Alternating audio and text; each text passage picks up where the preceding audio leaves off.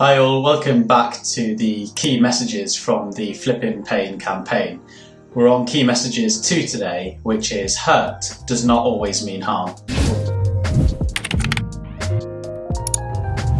I've talked about this before in previous videos, and the idea is that pain does not always equal damage. And we know this because most pain actually exists without any damage at all, or with some mild structural changes that don't fully explain someone's pain. And this is because pain is complex and is influenced by a wide range of factors. Pain is one of our protective systems, and we have many different protective systems, and pain is an example of one of them. Our stress system is another protective system, our immune system another, and our fatigue system another. Now, these protective systems, pain included, respond to anything our brain sees as threatening. I'm referring to the brain here, and what I want to make absolutely clear is that I'm referring to the brain as our control center.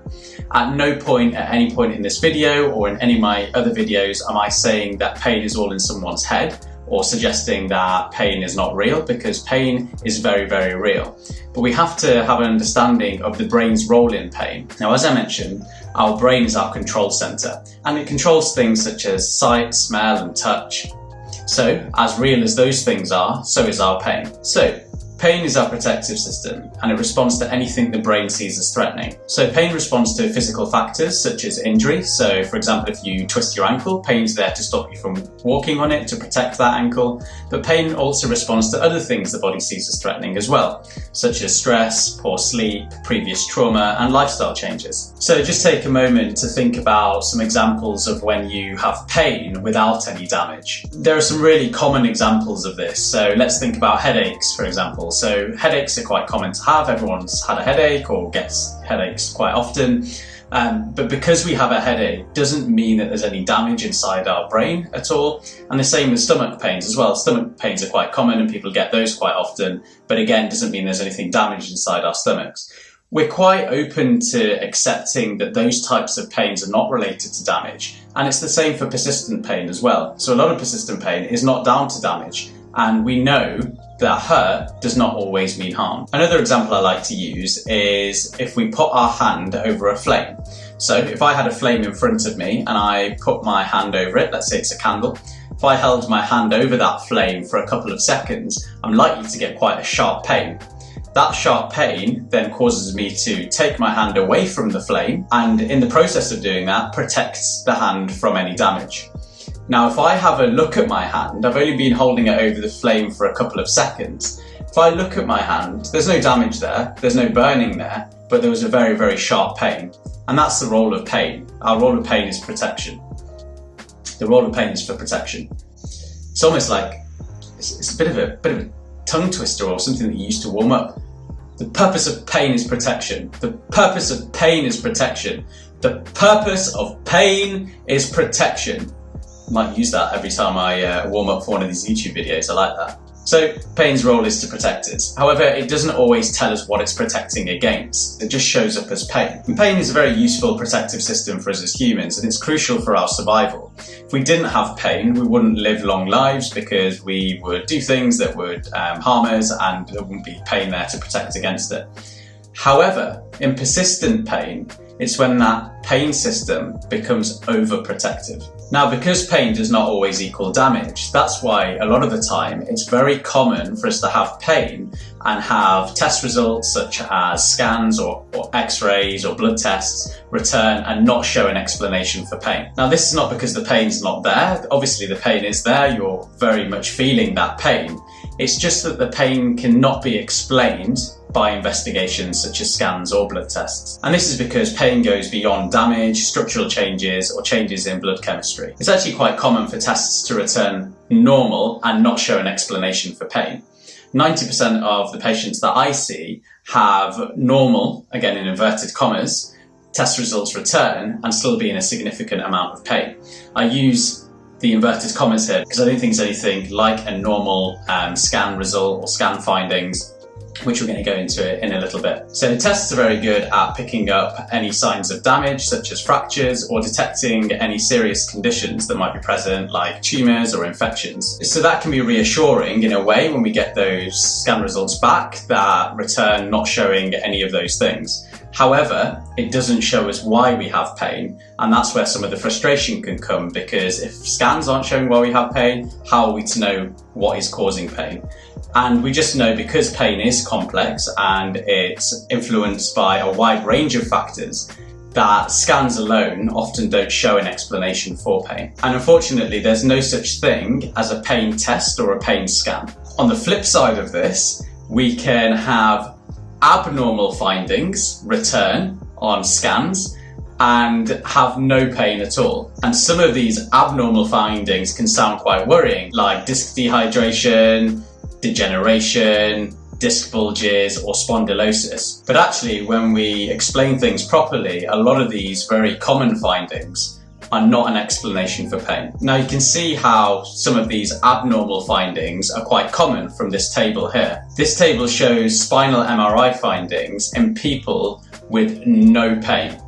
Okay, and that's the important thing to note here. The people included in the statistics here have no pain. And we can see here that 37% of people in their 20s will have signs of disc degeneration, 40% of people in their 30s will have signs of a disc bulge, and 32% of people in their 50s will have signs of facet degeneration on an MRI of their spine. Now, as I mentioned, the population included in this table had no pain at all. So these are very common abnormal findings, and it really makes you wonder at those figures whether really they're abnormal at all. I'd probably say that they're more normal than not, because most people have them, especially if you think about people in their 20s. 37% of people in their 20s with disc degeneration.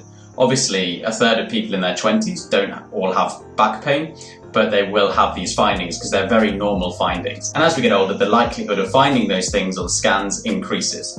And that's normal age-related changes. But just like as we get older, we start to get grey hair and wrinkles, they aren't responsible for headaches that we have. It's the same with these scans. Just because we see more of these as we get older doesn't mean it's a reason for pain. Now, these findings can sound quite worrying if they're not explained properly. So a lot of the time when we get results back and someone explains it and they throw around words like disc degeneration, facet degeneration, disc bulges, arthritis, spondylosis, all of these big words, it can sound quite worrying, and we can sometimes leave the consultation. And I've had a lot of patients report to me that they've had scan result findings given back to them, and actually it's led to more concern and worry. But actually, the really important thing here is a lot of these findings are normal. When they're reporting on scan findings, they have to report on absolutely everything, and some of these common findings will be reported on. But it's then picking out what's relevant from the findings in relation to someone's pain and what's less relevant and more of an incidental finding and a very normal finding. It can also be easy sometimes to say, oh yeah, you've got a disc bulge in your neck, that's the reason for all your pain. But as we mentioned earlier, people without pain are very likely to have a disc bulge as well. So we can't say that that's the reason for pain. Unfortunately, pain's a lot more complex than that, and it can't be attributed a lot of the time down to one thing alone. Really interestingly, research has shown that when we do unnecessary scans, it can actually lead to more anxiety, worry, and disability in the future. And you can imagine why, can't you? If you're in significant pain and you get your scan result come back and it says that you've got disc degeneration here and facet degeneration in another place, you can understand why you might leave that consultation feeling more anxious and leading to more disability, because it's probably going to have an effect on the way that you're feeling, the way that you're moving as well, because you might be concerned about doing more damage if the results have been given in a way that make it seem like something is damaged. And that can just lead to worsening function over time and disability as well. We have to remember that a lot of these things are very normal, so they need to be reported in that way. And that's our role as well as health professionals, is to reassure people when they have scan findings. But if you are ever unsure about something or you are concerned, just ask your health professional whether this is common to be found at someone of your age, or whether actually this might be something significant that may be related to your pain. And this is why we're trained as clinicians to assess first before we scan, because we don't want to unnecessarily scan people because of the concerns that can come back and things that are likely to be shown, because it will show in most people's scans, and actually that can lead to a worsening picture. So there isn't always a need to scan because, as I said, there's no such thing as a pain scan. So an assessment is the first thing, and we only actually refer for scans in very specific situations. And we are trained to pick up on those things. So if there's any indication for sending someone for a scan, we should absolutely be able to assess and do that. So to finish off this video, I just want to go back to the key message of hurt does not always mean harm. Okay, so pain is not equal to damage. And a lot of the time, persistent pain, where there are a lot of factors involved in relation to pain, we find that this is true a lot of the time. Now, there's a couple of things that I want to point you guys to at the end of this video. The first thing is the Flippin Pain website. If you haven't already checked that out, that is flippinpain.co.uk. Flippin without the G, so flippinpain.co.uk, and there's loads of good resources and some free webinar recordings on there as well, so be sure to check that out. The other thing to check out is my own pain management playlist on YouTube, where I go through strategies to help people manage their pain. A lot of the things that I go through with my own patients as well and get really good outcomes with. The last thing is to make sure that you keep updated with everything that's happening on this channel. Make sure that you click subscribe and turn on the notifications for when I post a video so that you can stay up to date with all the things that's happening here and also continue your pain management journey with me. Finally, if you missed the first video in this series of the Flippin Pain campaign key messages, then that's just popping up now. The first key message of the Flippin Pain campaign is that persistent pain is common and can affect anyone. So check that out if you haven't already. And I will see you next week for the third key message of the Flippin Pain campaign, which is everything matters when it comes to pain. See you then.